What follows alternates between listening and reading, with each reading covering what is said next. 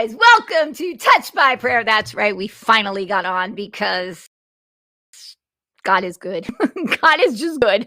That's all I can say. Welcome, welcome, welcome. I hope that you guys are excited. I have such a great show for you tonight. I have Nick Padovani. He is in the house. We are going to talk about one of my favorite books of the Bible, Song of Songs. That's right. If you guys have been following me, then you definitely want to go ahead. Let's just see who is in the chat. We're going to look. I got my D Live party going on. If you do not follow me, these are the places you can follow me. You can follow me at Touched by Prayer, where we do put a link for Touched by Prayer. And we will start be putting a link for Crown Chats as well. That is my morning devotional. Also, YouTube, Touched by Prayer TV. Please hit the subscribe button. Make sure that you share it with your friends. Go to the D Live dance party. That's right, Touched by Prayer, where you can go and dance with other fellow patriots and lovers of Jesus, and we can go and have some fun. Make sure that you subscribe to my D Live button. I am so close to 200 followers. That's right, we are building. Also, welcome to Foxhole. That's right. It is my newest platform. I love the people at Foxhole. They have been so incredibly gracious and I'm so excited to be here. Of course, I have my home Cloud Hub channel 131. If you're watching, thank you guys so much. You could also follow me on Instagram and Twitter, Touched by Prayer, and Twitch. That's right, Touched by Prayer. So we got a lot of places that you can find me. You can find me all kinds of places. All right. So my goodness gracious, what a time and a battle that we've been having. So hold on to your hats, because you know that whenever there is a battle, that means that there is a great show coming. That's right. That's right. Because if there isn't a battle, that means you're not over the target. And guess what? We are over the target. We are so over the target. In fact, how do I know that? Because all kinds of craziness is ensuing. So I'm just going to say something. All right, let me just see where we are. We are live. Okay, we are good. Okay, so without further ado, I am bringing in Nick Padovani. Nick, welcome to Touched by Prayer. I am so excited to have you back on. You've been on a couple of times, and you have such my heart. Love you. Love what you do. Love your ministry. Love your books. So welcome to Touched by Prayer. The love is mutual, Lisa. Thank you so much. Thank you for having me on. This is such a blessing. This whole show is a blessing. Oh, well, thank you. And, it's so crazy is, we've been having all kinds of technical issues, all kinds of crazy technical issues. And that just means that, as I said, we are over the target. We are just over the target. So how are things going with you? You were able to write your third installment of Song of Songs. Now, Song of Songs for some people is just like, few chapters, go through it in and out. But you were able to turn it into 3 books. And I'm not talking small books. I'm talking substantial, because there is so much meat in it if you get into it. Yeah. I planned on it just being one small book. And as I dove in, the water looked beautiful and enticing, but it looked somewhat shallow. But as I dove in, it became this massive lagoon of glory that just kept opening up more and more. Mm-hmm. And I had Dr. Brian Simmons, the lead translator of the Passion Translation. I love Brian. Love him. He prophesied over me. He said, "This is going to be 3 books." Come on. And I was like, I really don't think so. I mean, that would be wild. But he saw something. He did the forward for me for the first book, and he just had that sense. And this last book was a lot, and getting into the 8th chapter, the seal and the fire, and it just it's a whole journey. Okay, so there's so much to talk about, because, and what's so great is that I saw that you were doing this. I was like, great. Okay, let's have you on. So we kind of found a quick date, because, this was just one of these like, hey, what you doing? Hey, what you doing? Because I had a cancellation, and I was like, oh, call Nick, because that's basically how I roll. It's like the Lord's like, contact Nick. I'm like, okay, I'm going to get Nick. So what's so funny is that what you just wrote is where the journey I'm on right now, which is becoming the bride. Mm-hmm. That's really where the whole church is, because I think I even shared with you that during our pandemic, that there there was something that happened, and that is that unfortunately a lot of churches, well, what I heard the Lord say is that the church has died, but rising up in its place is the bride. Because I kept hearing, here comes the bride. Yeah. Here comes the bride. Yeah. You know, and she's all dressed in white. Hello. Purity. Pure linen. Purity, spotless. Yeah. Spotless. And so when you read Song of Songs, you know, there are so many things that that you see and you read in Song of Songs, especially it says, turn your eyes from me, for I am dark. And that's like one of those visuals that as especially as a woman, like you get that, especially if you're uncomfortable with getting into an intimate situation with someone. You know, it's like, okay, everything needs to just don't look. You know what I mean? Because and she could feel the gaze that just didn't look at her exterior, but was looking at her interior. Right. And that's where I believe that the gaze right now of the Lord is upon the church, because he is going to walk the bride down the aisle at the great wedding supper. So why don't we talk just a little bit? Let's talk just a little bit about who you are, so you can tell everybody, and let's and then we'll get into the book. What do you think? Sounds good? Sounds great. Yeah. All right.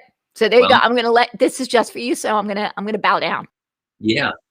Well, I am a resident of the Garden State, and I'm a pastor here in northern New Jersey at the Almond Branch. That's the name that the Lord gave our community a couple of years ago. We changed the name of our church to the imagery of the almond tree. Almond in the Hebrew is the word for awake, or having your eyes opened, and that is the mandate and the calling God placed on us is just an equipping center, a place that would be a refuge and an outpost for awakening, to open up people's eyes to the fullness of who they are as God's purchased bride, his beloved, his glorious crown jewel. And so I get the privilege of being a pastor in an awesome church community where we actually believe this stuff, and we're growing in it together, growing in the knowledge of our identity. And it's amazing. But more than that, I'm a husband. My wife, Kelly, I don't know if she's watching right now, but she's home with our two girls, Annabelle and Morgan. I have a 7-year-old, Annabelle, and a 5-year-old tomorrow. Morgan Grace turns 5. Wow, that's the number of Grace, isn't it? She turns 5 tomorrow. And so anyway, I'm a very blessed individual, very thankful. God has been very, very, very good to me. Came out of a very rough, dark place in life, addicted and overthrown by all kinds of drugs and Eastern meditation. And I found Jesus in a dorm room at 18 years old in Long Island. His presence came into the room and wrecked me and changed my entire life, and set me on a collision course with his grace. And so that's a little bit about me. Yeah. I think you're pretty awesome. So I'm a little partial, but and your girls are beautiful, as is your wife. And I'm so excited about what God is doing, because he's been doing some cool things. And right before like the pandemic, we got to go and hang out with Tyler Johnson, who we both love. And we went into New York City and we started to do some stuff. So when we all get together, it's a big Jesus love fest. And so that is basically that's why I just love you, because I can hang with you, because we can go out and do Jesus things together. We love when you visit us, Lisa. Right? Come back again soon. So much. I would love to. Okay. So let's get into this, because this is where we are. I mean, really. Yeah. Let's this book that you just wrote, it's so for such a time as this. Like we're in this whole like Esther moment, and we're in the Deborah moment, and the women are rising up, and Song of Songs really is the greatest love story. Yeah. So Song of Songs is the greatest love story ever foretold.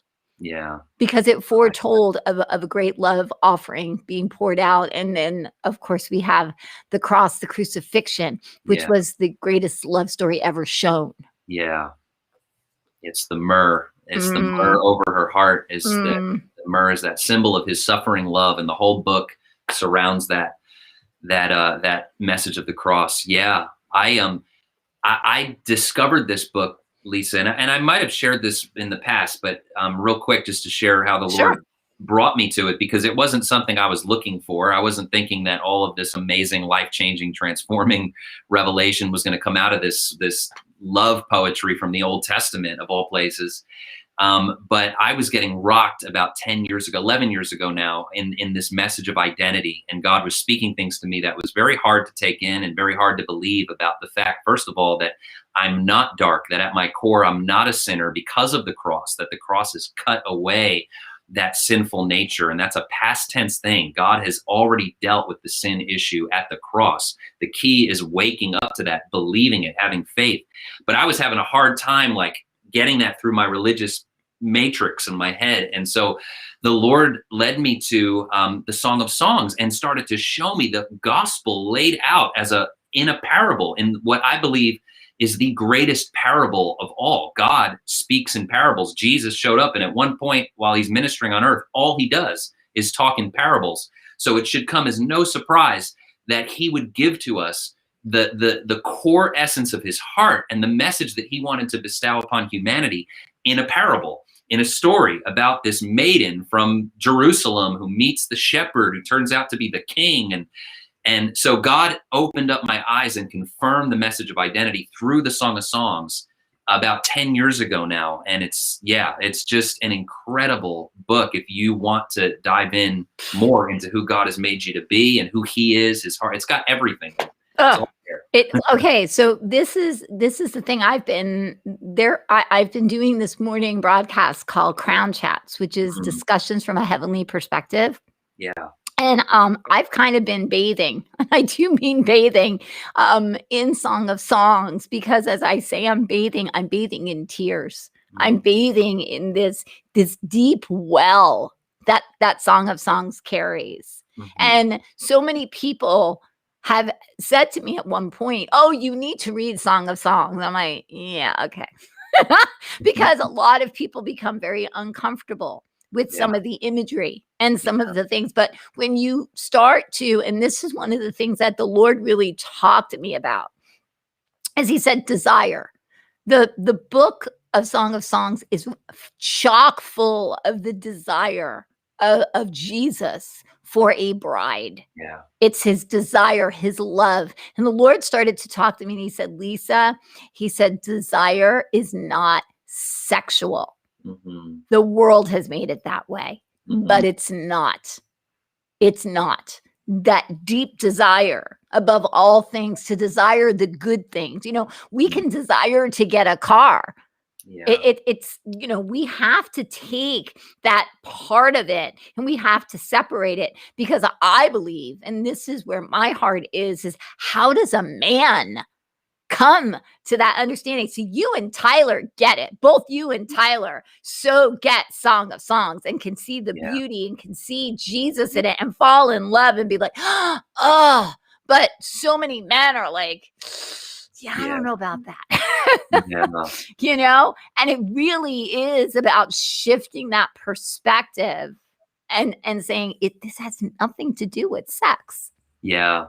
You know, Lisa, I think honestly, it has to be a work of the Holy Spirit for this book to open up to any male or female, but especially male. And I think of Mike Bickle from the House of Prayer, International House of Prayer, his testimony about this book, that God showed him in the 80s. I think it was in the early 80s that this book was going to go across the whole earth and it was going to revolutionize Christianity. And he said to the Lord, like, Lord, I think he said he comes from a family of boxers, like his father was a boxer. He's like, this is not my MO here, you know? But God just touched his heart through the book, did it supernaturally. And Mike Bickle was, of course, a forerunner of many others, Brian Simmons and countless other ministries that have now, God hid the best wine for last, Lisa. You know, we are in the last days. And he's uncorking this book that has been hidden under the cork of human intimacy, human sexuality. That's just the cork. That's the cover.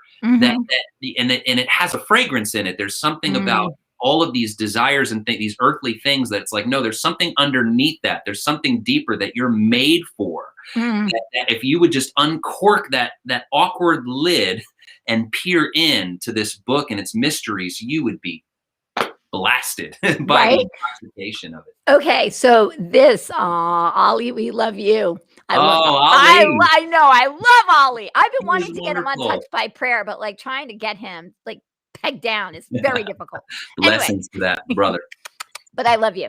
Okay, so but this is the thing. I want to get to this one thing because it just really gets me. And it is, hold on, and it's in, of course, it's in the Passion Translation, because is there any other translation? I mean, just seriously, is there? I mean, have you found a better translation for Song of Songs ever? Oh, no. It really taps into the core of the book. Right. Okay. So there is something, okay, where I think, well, if I say it to you, you'll know. It's where it says that there is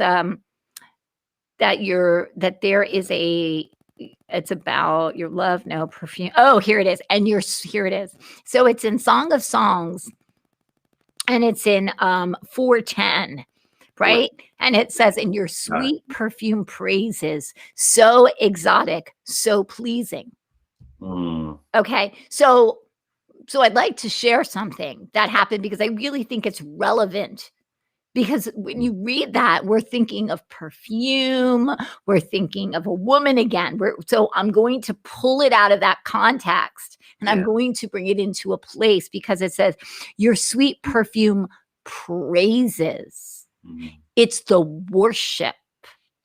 It's not the scent, but worship carries a scent. And the only reason I know that is because after my father passed away, and I was so filled with grief, and I didn't know how to shake it, I said, okay, I need to go and worship. I just knew that I needed to go and worship. So I went, and I was just a mess. I was just no makeup, hair I didn't care, because when you're in that place, you really don't care. But I went. And so I went there, and I said, okay, Lord, I'm just going to worship. Because, sometimes you can go into worship expecting things. I'm a seer, so I see things during worship. But I was like, no, I don't want to see anything. I just want to worship you. And so I started to worship. And as I started to worship, I realized that I could see my hands in front of me. My eyes were closed, and I could kind of see my hands. And then all of a sudden, I could see kind of like an aerial view. And I was like, wait a second.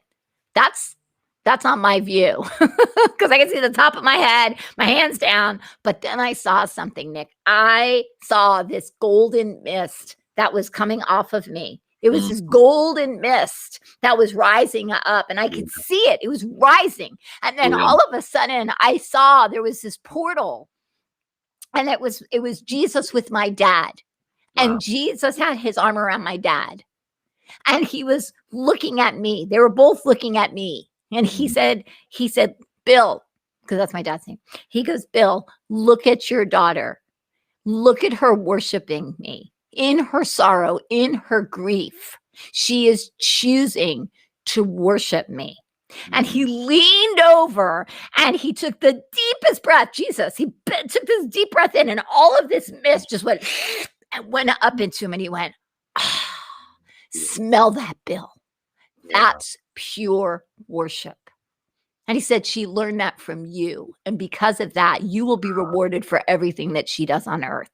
Wow. Now, so I didn't know. Now, I've read Song of Songs, but you go through things and you don't see it until the Lord took me a couple of weeks later back into Song of Songs. And I read that, and I started weeping. Yeah. Because we can think that some of the visions that we have, some of the imagery that we have could just be our own stuff. Why would I ever think that Jesus thought my worship smelled good? But it says so. It says so in Song of Songs. So here we can take that a man can worship, and Jesus could feel. And the same thing could come off of a man, that could come off of a woman, off of a child. Yeah. Amen. and take that deep breath in and go, ah, that is pure worship. Do you Yeah. smell that? Well, worship was happening before creation, right? And Mm-hmm. it was already happening. And Mm-hmm. so when God designed creation, I think He made spices. He Mm-hmm. made certain fragrances that would one day be put into concoctions by His children to create incense Oh, that that's would good. reflect what was already happening in heaven. And so the incense and the fragrances and all that, the spices, the perfumes, it's all an earthly copy of something that exists in a more powerful, pure form. There it is, um, Uh-huh. on in heaven, right? And Mm-hmm. but that's a beautiful story. What a beautiful picture the Lord gave you there of your father.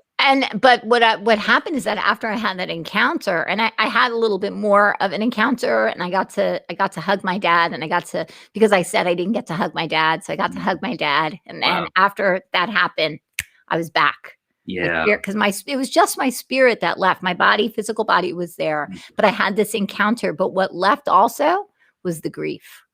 Wow. I haven't grieved for him since that day. Yeah. And it's not that I don't miss him. I miss my Of daddy. course. Yeah.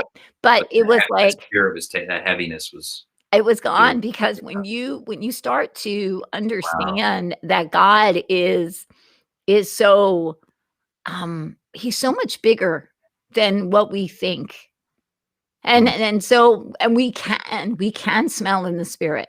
We Yeah. can smell. So, sometimes I could smell Jesus, and sometimes he smells like roses when he comes, like the Yeah. rose of Sharon. I've encountered that. Right, right, right, right. Yeah. Where all of a sudden the whole room is starting to smell like Yeah. roses. During Wait, my honeymoon, I encountered that. It oh was really? amazing. Yes. Okay. Can I just segue just for just one teeny Yeah. tiny second? Because I just want to tell people how I met you.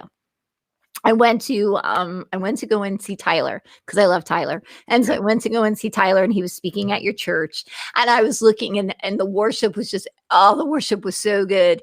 And I saw all the people, and they were on the floor worshiping, just face down.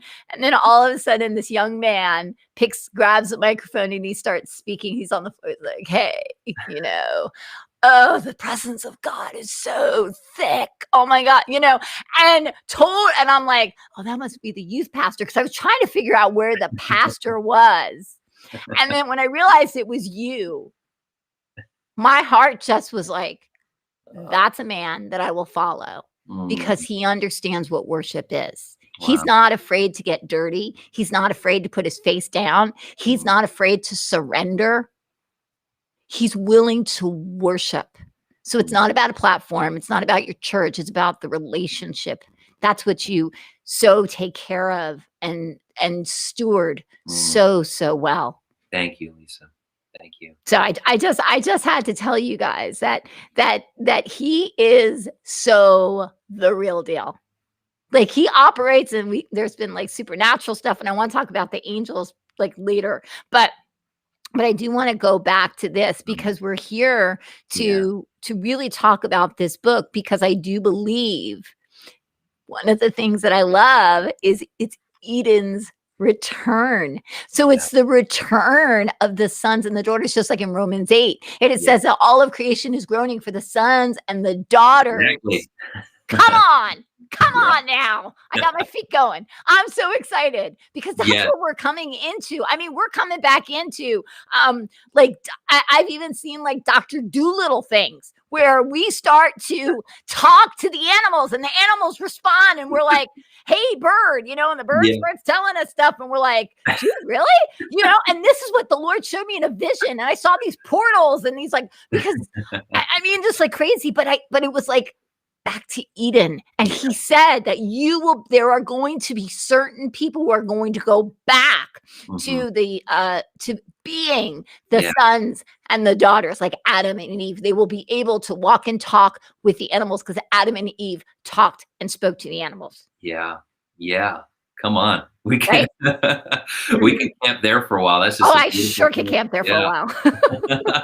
Well, Sorry, I'm getting all fun. I'm getting excited. I'm getting no, very that's excited. so good. Mhm, There is so much ahead. And you mhm, mentioned earlier, Lisa, I want to go back to the comment you made about transitioning from the church to the bride. mm, A big and a very common analogy, but it's something that the Lord really highlighted for me in this book, was the whole caterpillar to butterfly thing. And that was exactly the imagery of like where the church has been, where humanity has been in this caterpillar state, earthly, crawling on the ground, slow. But the transition that we're in right now is the butterfly. come on. But what I go into in the book is this word for transfigured, right? And Mhm, in the New Testament, this word shows up 4 times, transfigured. mhm, It shows up mhm, twice for Jesus, okay, because he mhm, gets transfigured on the mountain. And mhm, 2 of the gospel writers, I believe it's Mark and Luke, or maybe Matthew and Luke, they use that word transfigured. But then the other 2 times it's used is for us. Paul uses it twice, the word transfigured. He uses it in 2 Corinthians mhm, 3. When mhm, we're looking at Christ, it's as in a mirror, and we're mm, transfigured into the same image as him. mhm. Other time this word is used is in Romans 12, but no English translator uses it. They instead use the word transformed. Be transformed by Mhm, the renewing of your mind. But really, mhm. the word is the same word for what happened to Jesus on the mountain. Oh, come on. Be transfigured. And the word is metamorpho. In the Mhm, Greek, it's this word where we actually get metamorphosis from. mhm. And anyway, to tie all that together, the beautiful thing about metamorphosis is that you're not changing into something that you're not. A metamorphosis, like the butterfly with the caterpillar, is you're revealing what was already there all along. Oh, come on. That's so good. You're That's just so good. Yeah, that's it. So the butterfly is really just a mature caterpillar. That's Mhm, what it is. It's a mature. So the butterfly of the bride is really just mature humanity mm, waking up, mhm. sons and daughters manifesting, which just means to reveal what's already inside. It's just that's Mm, where we're headed. that's It's the so good. the unveiling. Yeah. I love that. And when the Lord showed when he started to talk to me about butterflies and caterpillars, he said, "Lisa," he goes, "Do you see?" And he showed me a caterpillar. He said, "Lisa, do you see this caterpillar?" And I said, "Yes, Lord." He goes, "Do you see a butterfly?" And I said, "No, Lord." And then he showed me a butterfly. He said, "Do you see the butterfly?" And I said, "Yes, Lord." He said, "Do you see the caterpillar?" And I said, "No, Lord." He goes, this has to die in order for this to be birthed. He Mm, said, and once this is birthed, it can't go back to being that's that. it.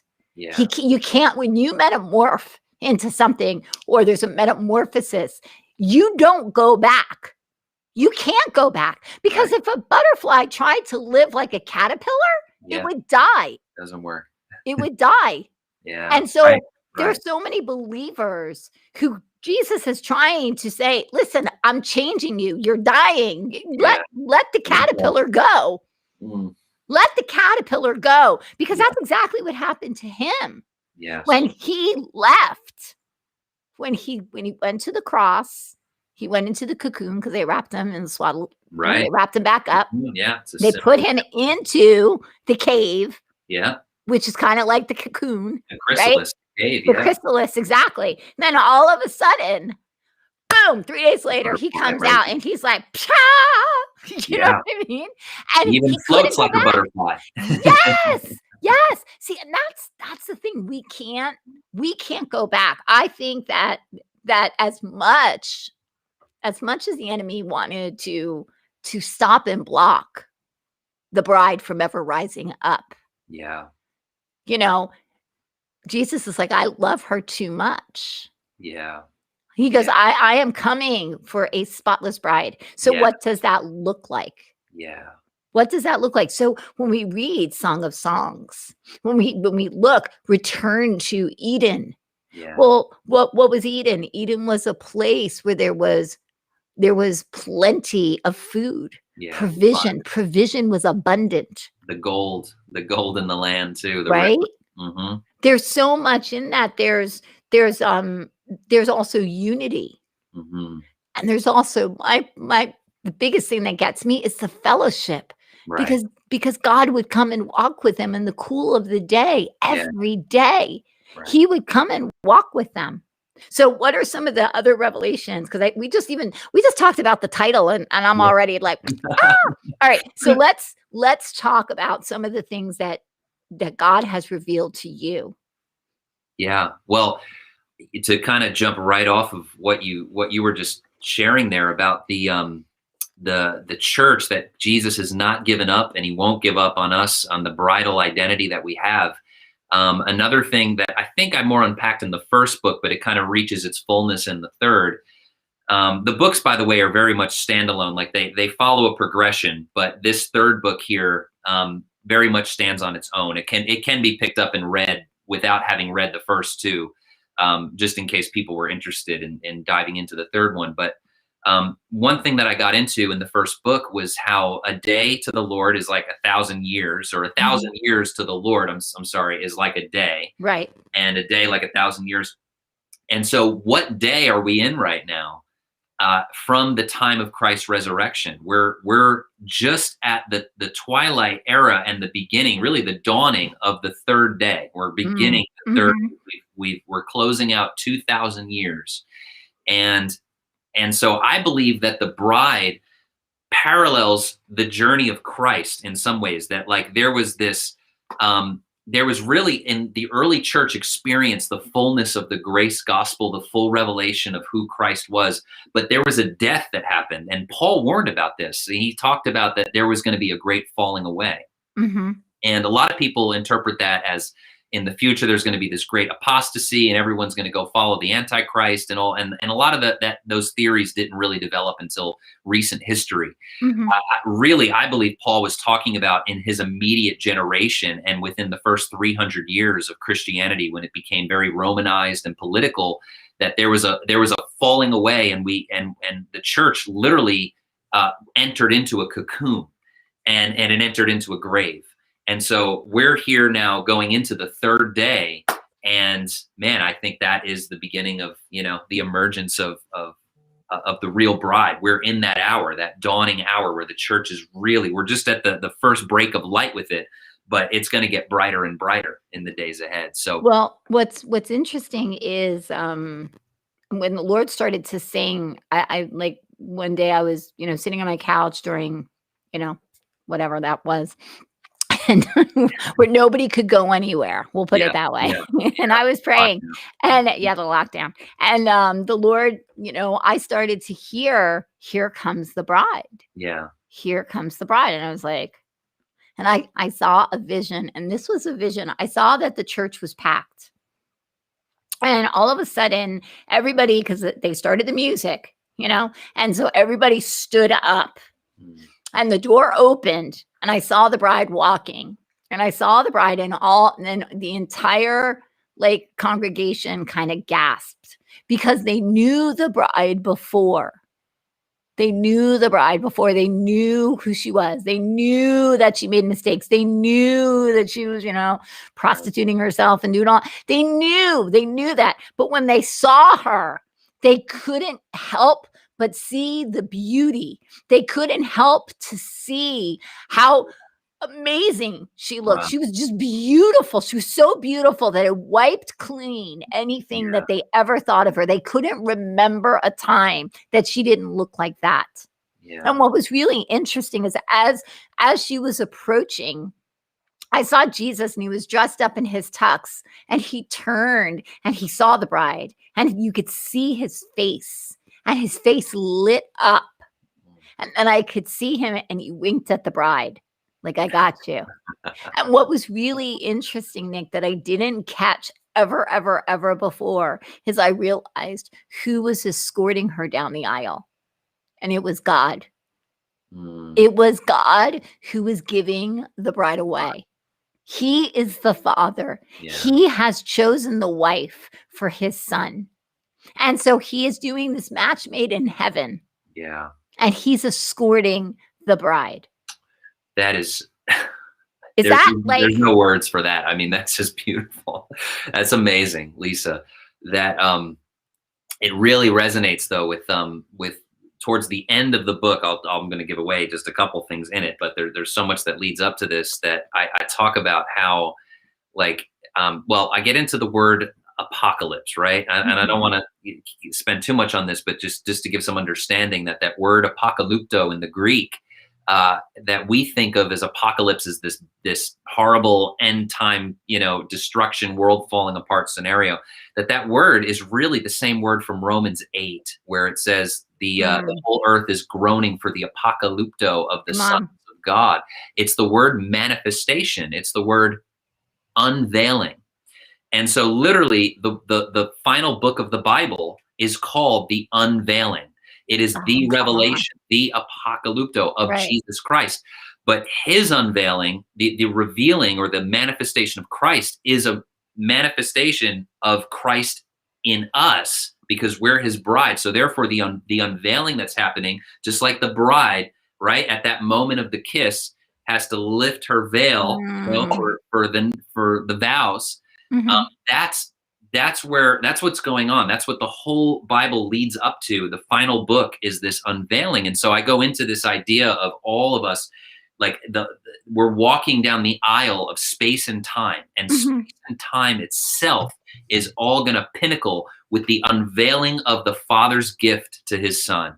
The Father's gift to his Son is humanity, who has been veiled under religion, under spiritual prostitution, under idolatry, under fear, under a false identity. But behind the veil, he says, thou art lovely, to use good old King James. He said, behind your veil, you have dove's eyes. Behind your veil, I see my Son in you. I see my glory in you. Even behind your veil of fear and shame and guilt, I see all of that. And your journey, and really the whole journey of the cosmos, is to be unveiled, to reveal the fullness of that beauty and the fullness of that divine glory. That's so good. That's so good. And what I see in this transition right now is that more and more are starting to understand their identity. Yeah.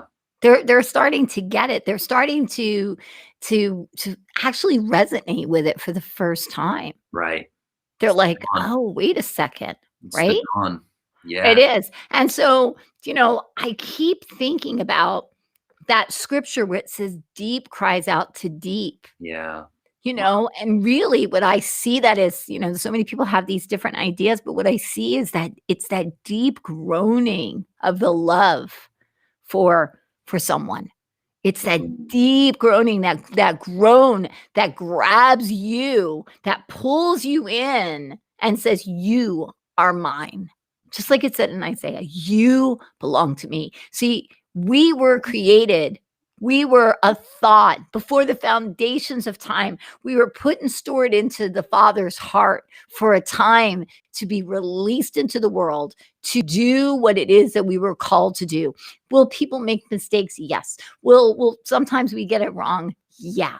But God, who is a God of redemption, who is a God of restoration, who is a God of love, who is like you were talking about the different stories in the prodigal son, how that father went running to see his son, to scoop him up, to grab him. Right. That is that love that holds no records of wrong. That is that love that says that love can conquer all. Yeah. Yeah. And it says everything else will pass away except love, right? Like at faith, hope, and love will abide, these things. 1 Corinthians 13. And the greatest of this. So love is really the end game. It's the end goal of everything. It's where everything's headed. So we have to expect, every one of us has to expect for a greater revelation of love in the days ahead. It's just going to become more and more clear, and not some, just some flowery, wishy-washy idea, Beatles anthology of love, like the all you need is love. But it's true though. They did get it right. They did. All you need is love. All you need is love. But they were just looking at the tip of the iceberg, right? That's and we are in the day of revealing the mountain underneath what people have been swimming in pop culture and love songs. Yes. I mean, I love love songs. Elton John, like your song, we were talking about that at church recently, how Mhm. beautiful. This is my gift to you, Mhm. this song. All of the movies, all of the poetry, Mhm. Shakespeare, it's all on the top of the water, the Right. little jagged rocks, but underneath is the mountain, this incredible, So never ending revelation of the love. iceberg of love, Yes. the Oh, deep, yeah. that's the deep, Yes. Deep right? calling unto That is that the deep. depth. Yes. Yeah, and it's funny. I was once trying to write a blog about Valentine's Day, and so I looked up and wanted to get the definition of what love is. Do you know that Webster's does not have a definition of love? Really? Mhm. There is no definition. There's love songs, there's love But not stories, and love in and of it. Hmm. yeah, but they can't define what love is, Hmm. but the Bible can. Yeah. First Corinthians Yes. chapter 13 talks Yeah. all about what love is, that Yeah. it's patient, that it's kind, that it's long-suffering. Right. I mean, if you look at what Jesus did, everything that he did in the crucifixion was a display of love. Every part of it. It was love manifest. Mhm. This is how the love of God was revealed. It was, yeah, through when he laid down his life. And as he was even walking to the cross, Yeah. keeping love as his keeping his eyes fixed and focused on love. Yeah. Because if he lost his love, the crucifixion would have meant nothing. Yeah. Wow. Well, yeah. One thing I get into in this book with part of the song, there's Mhm. this procession that you see, and it's actually back in the third chapter of Song of Songs. But I bring it back up Mhm. in this last volume where she sees the king crowned on the day of his wedding. You remember that Mhm. part in the song where this is the King Solomon coming in his wedding caravan, Mhm. and surrounded by 60 men with the sword, and it says this is the day that his mother has crowned him, the day of his wedding, the day of his gladness of his heart. And what the Lord showed me is that the mother, so he gets crowned by his mother, and it says this is the day of his wedding, the day of his gladness of heart, right? Well, the mother in the song, I started to connect some dots, and just Holy Spirit just opened up something beautiful there, that the mother is a very clear symbol of Israel. And Mhm. it would be too much to explain why that is, but a lot of commentators, from Mike Bickle to Watchman Nee to tons of people who talk about the mother in the story represents Mother Israel, from which we Mhm. came, from the loins of Israel. Mhm. Anyway, his mother Israel crowns him. Now, what happened at the cross? Jesus was crowned with Yep. thorns. Yep. And I began to see that this again is a parable. It's a hidden in this story of King Solomon's wedding, is actually a picture of the procession of Christ being crowned on the day of his wedding, his union with us. And so I go into how the blood was shed, which in the Jewish mindset, marriage is meant to be consummated with blood. It's biblically, it's Right. supposed to be a virgin birth. I'm sorry, virgin birth, a virgin. Virgin consummation. And there's I don't need to go into the details, but there's Right. blood Right. involved in that, and there was a shedding of blood to seal the covenant of marriage, and the shedding of blood at the cross. So anyway, the cross was a wedding ceremony. It was actually, Mhm. and it says the day of his gladness, just Yep. like in Hebrews it says, for the joy Set before him. set before him he Mhm. endured the cross. So the cross was actually a to heaven's eyes, it was a day of celebration. Right. On the earth, it was horrible and gruesome, but that was this beautiful thing where God took our mess and he turned it into the most triumphant and most beautiful day ever. So it's all a wedding story. The whole Bible, from the Ark of the Covenant to Song of So good. Songs to the cross, the Gospels to Revelation, it's all a wedding. It's what So it's all about. it's so good. Okay, so I just had an epiphany just like a couple days ago, where when Jesus was bleeding in the Garden of Gethsemane, right? It Yeah, said that he became so anxious that he was sweating blood. yeah. And what the Lord showed me, that was the pressing for the Mm, wine, mm. Yes, right? that was the wine press. That was the wine press. I Yeah, was like, "Oh my gosh, that's so good." I was so yeah. excited about It's that. in there, Lisa. We're on the same. We're tracking. See? We're on the same You're wavelength. tracking. I get See? into the wine press. Yeah, The that wine was the press. one that, and because he was crushed for our iniquities. Mhm. So there was, and wine is created through Mhm. crushing, pressing the grapes, right? And it releases Mhm. this sweet, the blood of the grape Yep. is the wine. That's the blood of the organism of a grape. It's, And that was the whole thing is that, isn't it funny how the first miracle that Jesus did was turning water into wine. come on, And the last thing at that a he wedding. did is he left his water. He poured out water and wine. The Mm. very last thing he did when they stabbed him. Oh my goodness, that's good. Yeah, well, that just came. The water and the blood, the water Right? and wine. The water into wine. Oh man, that's good. Right? Come on. Come on, that was really good. All Wow. of a sudden, it was like, "Where am I going? Oh, that's where I'm going." But right? Because Wow. it was the water into wine, that was the first miracle. Yeah. And so the last thing before they took him off the cross was the water and the wine. Oh my goodness. And it's that's incredible. And what's beautiful too, I get into the whole the Jewish wedding ceremony. There's so Mhm, much in the Hebrew culture, right? mhm. Packed with glory and meaning and revelation. And there's two cups. There's two cups of wine involved between the bride and the bridegroom. And and so I think there's even something there. We'll have to explore it more, but there's something even there about, because it starts with a cup with the betrothal period. The bride to be Yep, is supposed to receive a drink, the cup, but then when the marriage is consummated, right before they it's consummated, crush the cup. yes, and that's what they do today. Yeah, and I don't know if they did it back in ancient times, but they drink that cup again. They take it Mm, a second time, and mhm. yeah, and today in Jewish weddings, they They set break it. it up and they break it. Mhm. And but yeah, I wonder if there's something even in there of the wine from Cana and the wine poured out at the cross of Oh, that's so good. yeah, Maybe there's another book. yeah. Well, we'll see. There might be another book. I'm telling you, all of a sudden, it's like God has been showing me about so many different things about the wedding. Like, Wow. really has me in this place, and he was really talking about that Jesus, we see Jesus as our best friend, Right. and we see Jesus as our brother, and we see Jesus as our savior, Mhm. but we don't see him as our husband. Yeah. That's where God is really putting me in. He says, "Because if you don't understand who you're about to marry, how Yeah. do you wake up the bride?" Wow. Right? Right.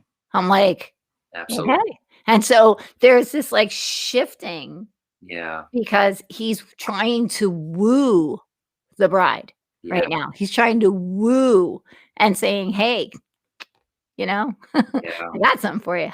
Yeah. Why don't we have a conversation? Why don't you let Yeah. me take you out to dinner?" And that's where a lot of people right now are in this place of intimacy that they've never been in before. And to some people, it's making them so uncomfortable Right. because like my relationship with Papa, my relationship with God the Father, that's easy. But to then and even the Holy Spirit, I can hang with the Holy Spirit. We can go have fun together. I'll let the Holy Spirit comfort me. But then there's that other place, that place of intimacy, that place of the bridal chamber, because Yeah. that's what Song of Songs is. When you start to read about it, this is about taking you and bringing you into this bridal chamber and showing you the affection, the love, the desire, Yeah. without trying to, but being gentle, being a Yeah. gentleman. That's good. That's good.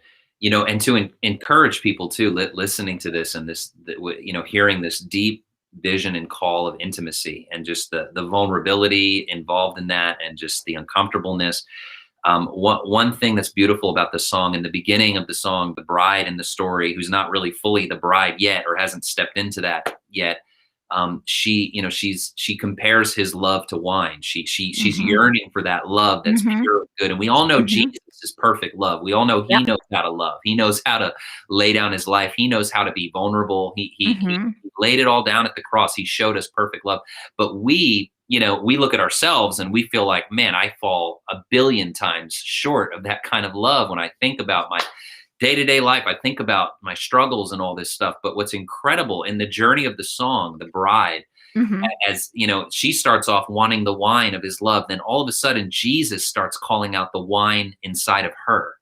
He Mm, points out the fact that, you know what, I have put my love into you. Mm-hmm. Like you are capable of love. Mm-hmm. This is you're made in the image of love. It's who you are. Like Mm. again, that veil over our lives is a very thin thing. It's not real. It's not Jesus sees right through the veil of our insecurities, the veil of our shame, the veil of our selfishness. Even that, you could feel like selfishness can feel like a brick wall, Mhm, like concrete wall that you just can't break. And yet mhm, Jesus says, no, it's just a thin veil. That mm, selfishness is really just fear. It's really just you don't know how good you are and how good I am mm. because you're made in my image.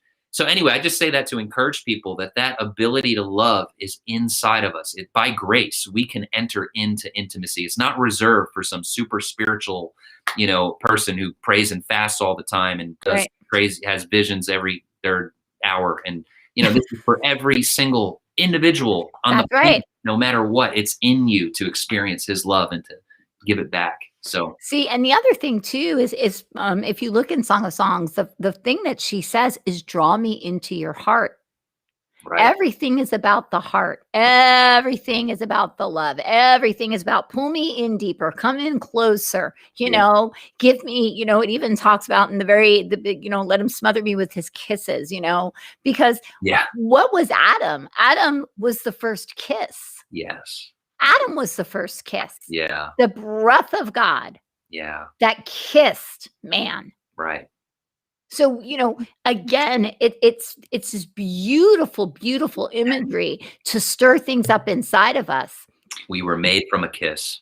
We were made from a kiss. I Um, love that, right? yeah. So, and what's so funny is I well, not funny, but I've had this guy Micah Turnbow. He has incredible encounters with the angels and has Mm, been to heaven many times, kind of like Kat Kerr. And what's so cool is I said to him, because the Holy Spirit was saying, ask him where his favorite place is. And I said, well, where is your favorite place? And he says, inside the Father's heart.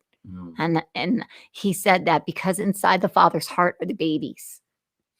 And so what the father does is he pulls out the baby and he looks at the baby and kisses the baby and Wow. tells the baby what the destiny is before he knits it in the mother's womb. Oh my And what's so beautiful about that, Nick, is god. I heard that on Tuesday. Okay. And then Oh, on Wednesday, Kat Kerr was doing her thing with Steve Scholes, on the Elijah list. And she says, in the father's heart are the babies. And he kisses them. I'm like, oh my goodness.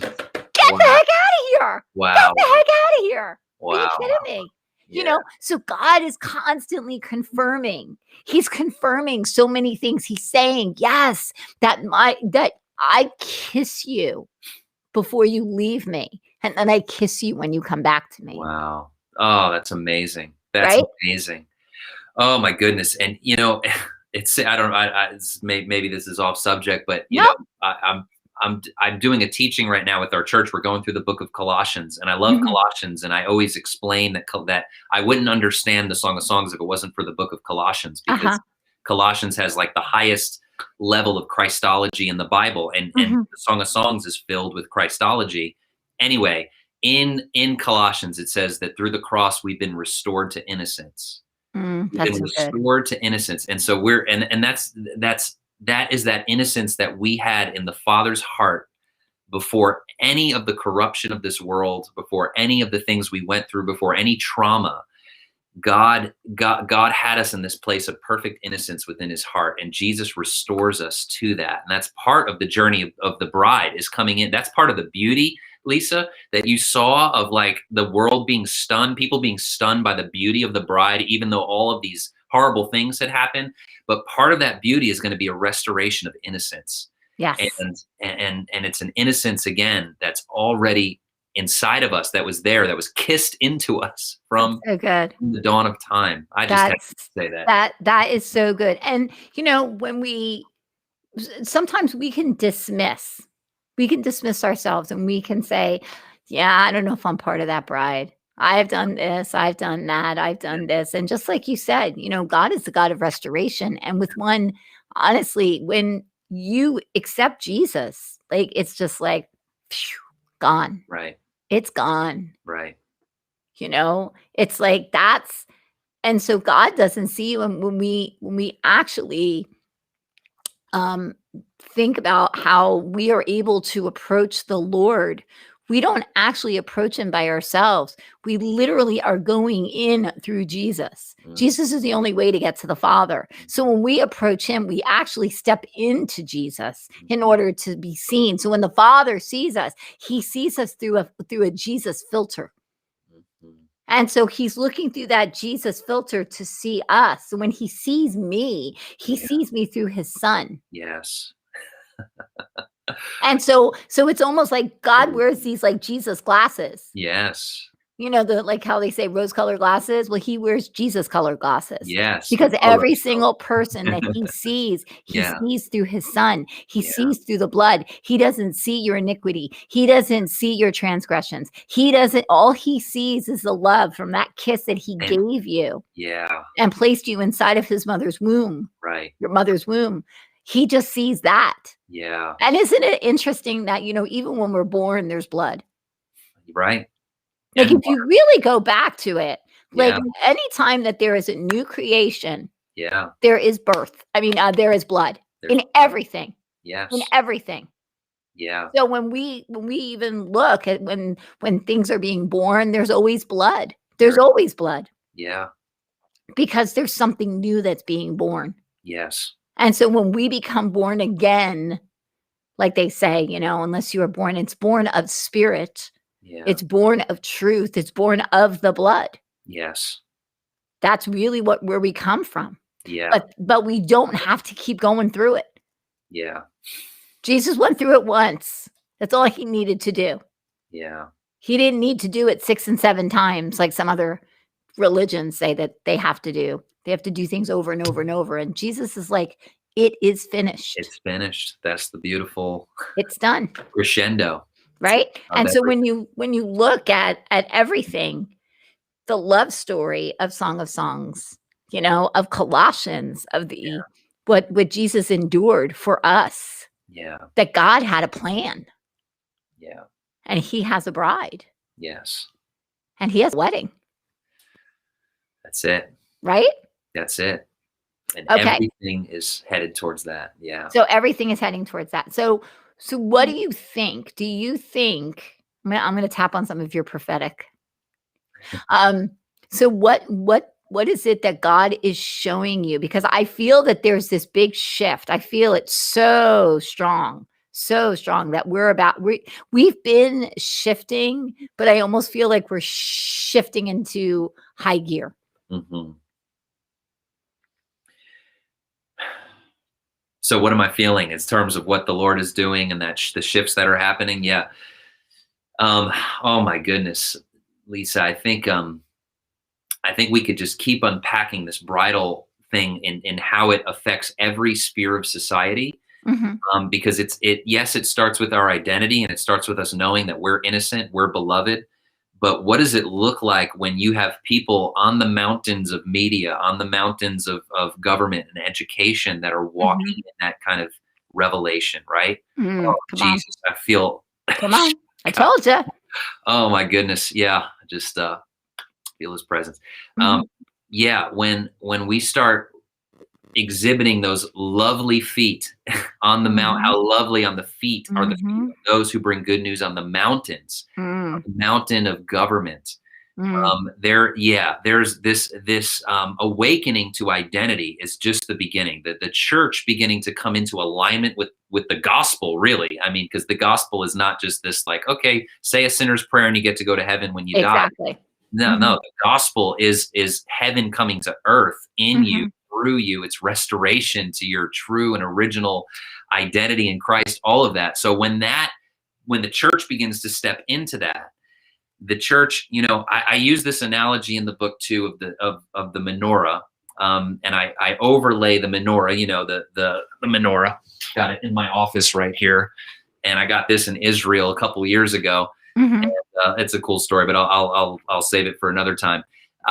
You know, I overlaid this over the mountains. Mm. because you got this, the whole 7 mountains of culture thing. Mhm. That's been a Mhm. big teaching throughout the church for the last 50 years or so. It's going on about 50 years, this understanding of these different mountains of society, the arts and entertainment and media and family and business, right? And Jesus said that the menorah, the lampstand, is the church, and Mm. so the center pipe, right? The center pipe from which all the other branches flow. And I'm getting to the really answering your question here. The center pipe is the church. So the center mountain is the bride. The center Mhm. mountain, if you were to use this image together with the 7 mountains of culture, it's it's the awakened church, right? And so from that, in the visions you see in the Bible of this menorah, this lampstand, all the other branches get filled with oil from the center pipe. The priest would put oil in the middle one, and it would fill up and go into the other branches and cause them all to light up on fire. And so what the Lord was showing me is that the 7 mountains are going to light up. They're going to come, they're going to burn with the glory as the center, as the church awakens to her identity. That oil is going to overflow into every arena of society. And it's going to shift things dramatically. It's just going to shift our entire understanding of business and education. So it's a new era. We're entering into a totally new Yep. season, but it all goes back to the identity issue. You can't have Renaissance, revival, all these buzzwords people love to use: Reformation, Renaissance, transformation of society. You can't have any of that if we're not awakening to Yep. our union with Christ. Yep. 100%. 100%. And that's why I believe that there are, just like, with me, like I have my identity conference, Yeah, which is Daddy's Girl, but I yeah, believe that there's going to be this identity that comes out for men. That's like the next thing that yeah. God's been kind of talking to me about, because I don't know, all these guys want to come to Daddy's Girl. I don't know. That's you know yeah, but that's like where we are right now, and we're coming into this place, because as you were saying, Nick, that times are gonna get to what I saw. I saw the Lord like put a line in the sand, mhm, and he said, if you are for me, you will step next to me, and mm, if you're not with me, if you're not standing next to me, then you are against me.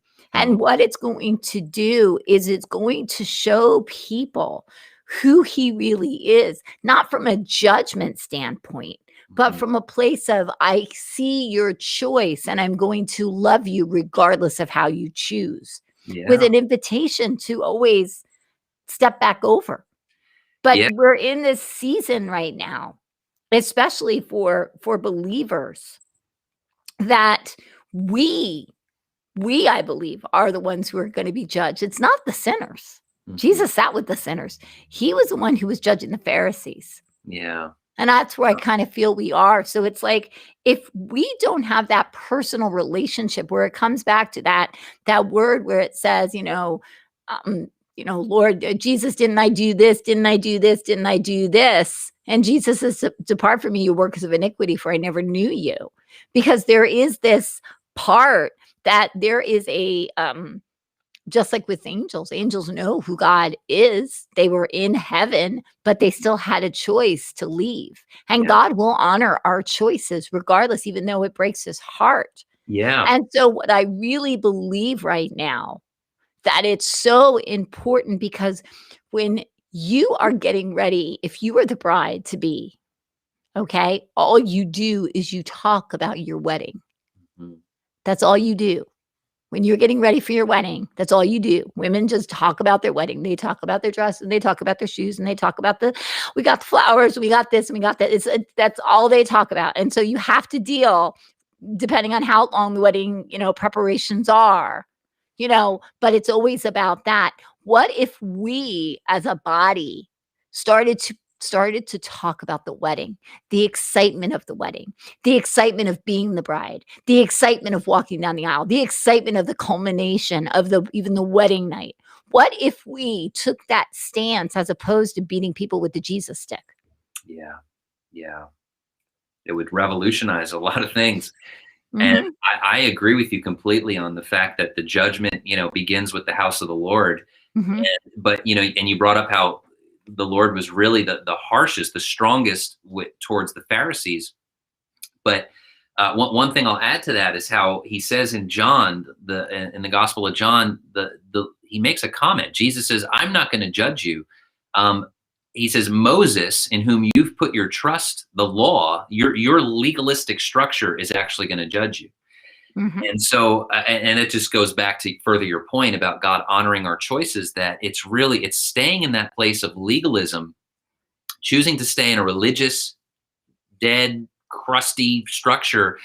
It's going to implode, and it could look like, quote, judgment from the Lord, which it is, but not in the way that it gets taught, Right. ironically, by the religious people. That's That right. God's coming to, like, Yep. just slam us and beat us up, Mm-mm.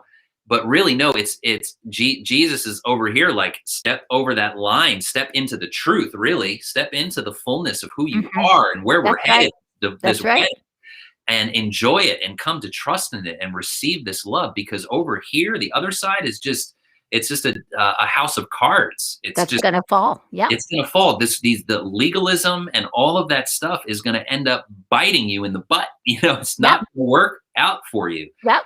So that's really the judgment. And that's what I think I'm in agreement with you. We're going to see an acceleration of that. And a lot of churches, a lot of communities and places that are not embracing the fullness of his grace and this identity message and intimacy, all that stuff, like, they're just not going to survive in the days ahead. Nope. It's not going to work. There's going to be funding sources are going to get dried up. There's going Yep. to be internal combustion. There's going to be lots of problems and different things. And maybe some places will keep going through the motions and they'll just have their meetings and they'll keep doing it. I don't know, but it's going to be very hard in the days ahead. Yep. Singing Kumbaya and hoping that Jesus shows up. Just Yeah, saying.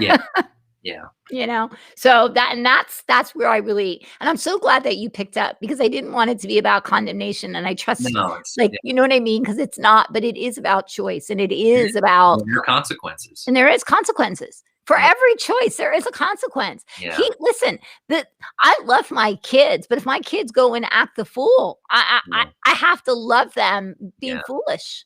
I yeah. have to love them. The love never stops, Right. but there are consequences for every action.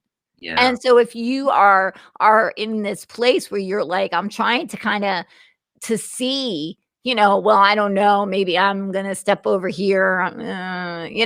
It's like we're in this place right now because what I've seen is I've seen these like two timelines. That's what I've kind of seen, and because the timelines have been parallel. hmm, And Satan's been trying to hijack our timelines for a very long time. But yeah, what I see is that when the split comes, just like with Moses, after he got the 10 commandments, he got the law. mm, But if you look at the law is not what everybody thinks. The yeah. law is about love. The Right. law of the 10 Mercy. commandments is Yeah. about love. It's about loving God, Fidelity. and it's about loving others. Yeah. Bottom line. If Yeah. you love somebody, you don't go steal from them. Just Yeah. saying. Yeah. If you don't murder them. You know what I mean? That's If it. you love them, those are things you just don't do. Right. And so here we are in this like timeline, and there's going to be, what I see is this split. And so, as people who decide, they're following God, they're going to learn their identity. They're going to grow. We're going to go to the Eden place. We're going to go to those places. But then the people who don't, they're going to kind of stay in this place of not knowing where Mhm. they are, and maybe trying to figure out how to get back over to this Mhm. other side. Because I believe that God is a God who is always looking to redeem, restore. He's always Absolutely. looking. That's who he is. Yeah. It's he wouldn't have sent his son if he wanted to destroy. Yeah.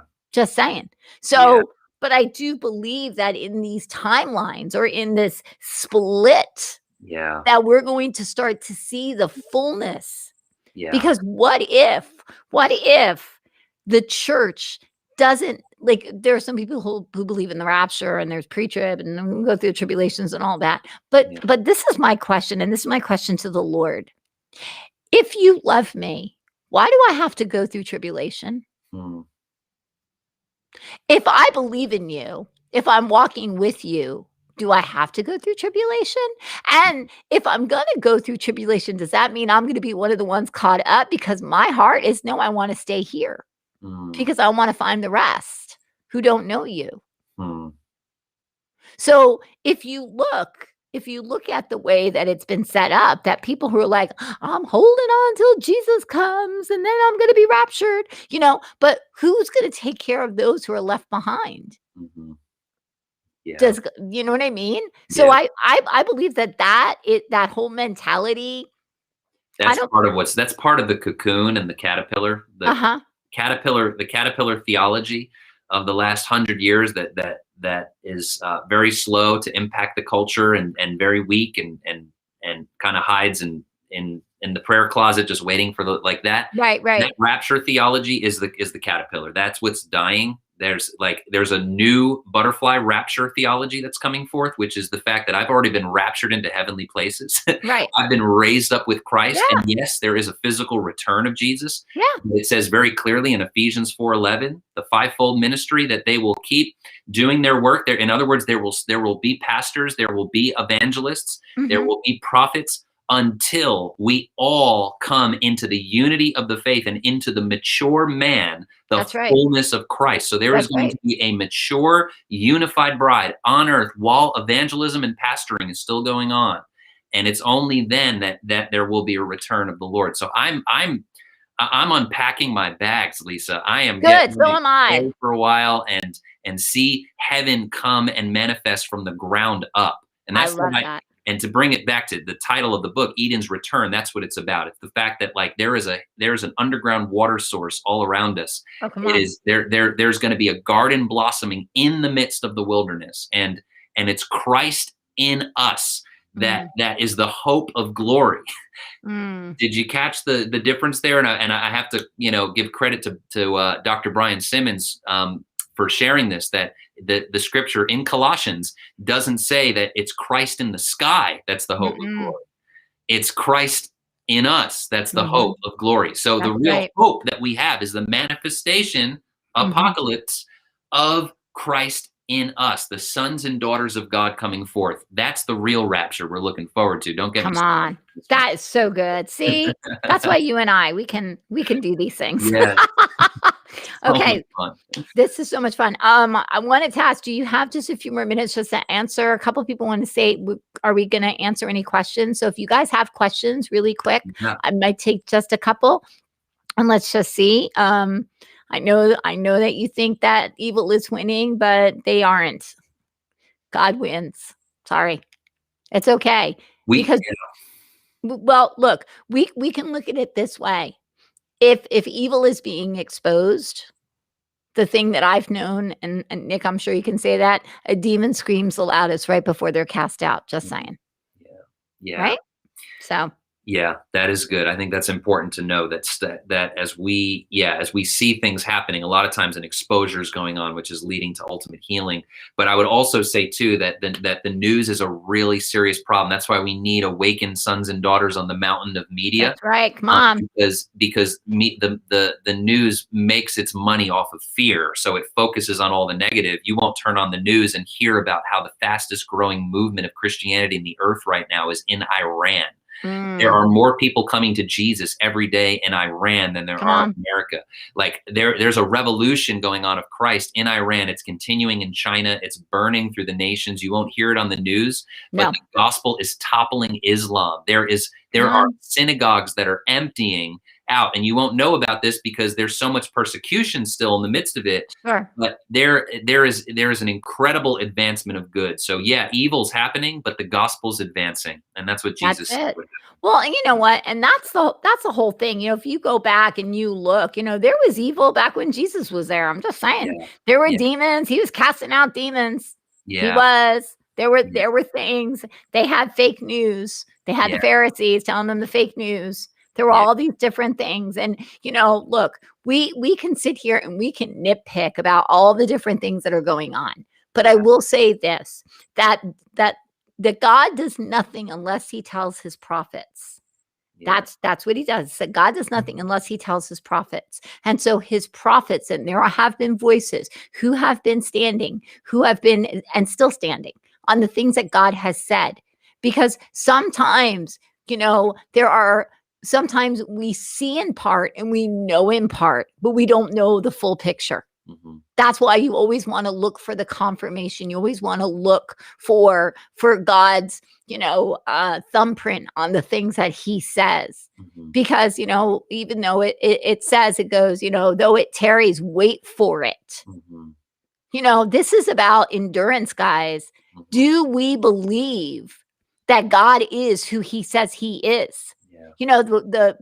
The Israelites had to walk around the desert for 40 years because they had doubt and disbelief and they grumbled. That's not where we want to be.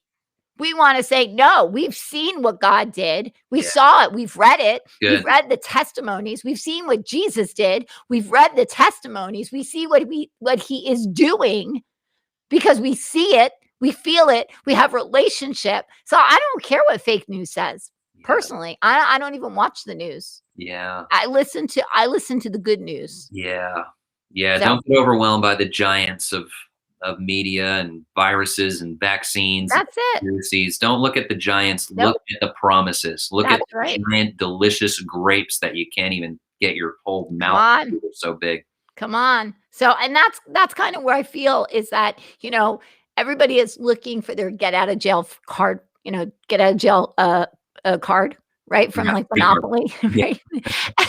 and I'm like, the cross. Hello? You got one. Yeah. The crucifix. There it is. That's it. Yeah. That's Innocent. it. Done. Mm. Like seriously, stop looking for something that you don't need. Yeah. All you need is a crucifixion. You need to understand what the crucifixion was and who it was for, Mhm. and understand that God, that even before the foundations of time, the crucifixion was. Yeah. Right?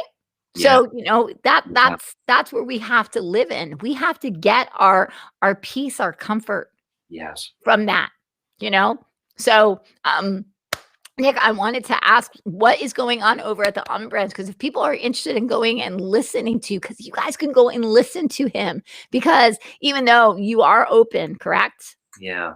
Yeah, we're open. Yeah. Yeah. We're doing the hybrid thing like everyone Yep. else. We have our online service. But they do services online. Yeah. They do services online. So if you are interested, now I did put up your graphic just so that we can get this here. But Yeah, and that that website that's Eyes Open Press. So I have a publishing company. That's how I publish these 3 books and several other ones, and have other stuff on there as well. EyesOpenPress.com. But our church website is AwakeNJ, as in New Jersey. AwakeNJ.com. www.awakenj. So yeah, so we have right now on Facebook and YouTube. We have to catch up to Lisa over here with all these other wonderful outlets.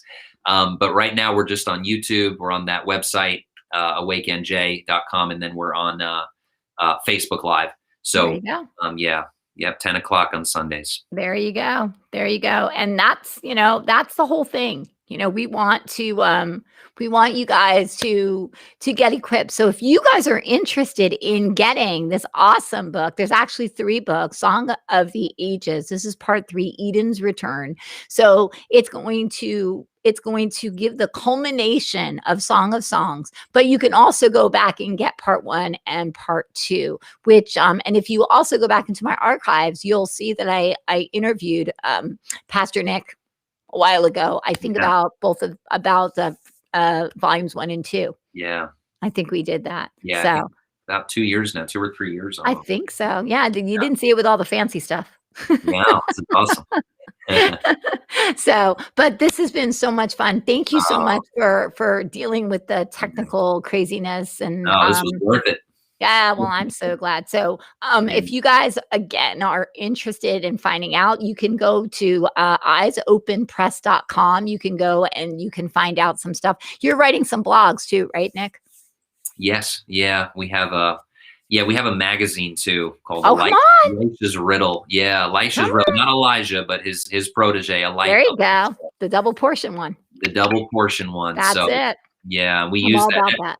Yeah, that's a subscription. That money actually goes to support Christian authors and media creators, and Awesome. the work of Eyes Open Press, also a recovery ministry that we started because we Come want to on. get this message into the hearts of people who are struggling with addiction. So Come yeah, on. Elisha's Riddle helps support that. That's elishasriddle.com. So So yeah, that is awesome. So this was a lot of fun. this is awesome. Thank you so You much. are so awesome. You're a All blessing. right. So if you guys are interested in getting the Song of the Ages Part 3, Eden's Return, like I said, you guys can go over. You can go to eyesopenpress.com. You can check out Pastor Nick at awakenj.com, and you can go and see his awesome Sunday inspirational conversations. That's what I'm going to call them, inspirational conversations. Yeah, that's good. So, but thank you so much for hanging out. Hold on one second. I'm just going to put you on the back and I'm going to say goodbye to you off air. But thank you guys for coming on. I hope that you guys have been blessed. I told you it was going to be a great show. I told you that Pastor Nick is so awesome. He really is. He has such a heart for people. And I hope that this has blessed you. Don't forget tomorrow morning, Crown Chats. That's right, Crown Chats. Let me see if I can even actually bring up. Look at that. Crown Chats, discussion from a heavenly perspective. It happens every morning, 8:30 to whenever the Holy Spirit lets me go, but usually 9:30, but we have a lot of fun. So thank you guys so much for tuning in. Make sure that you go and check out Pastor Nick. Make sure that you go to awakenj.com if you'd ever like to check out his services. So thank you guys. I'll see you tomorrow morning, and don't forget to go out and touch someone. Good night.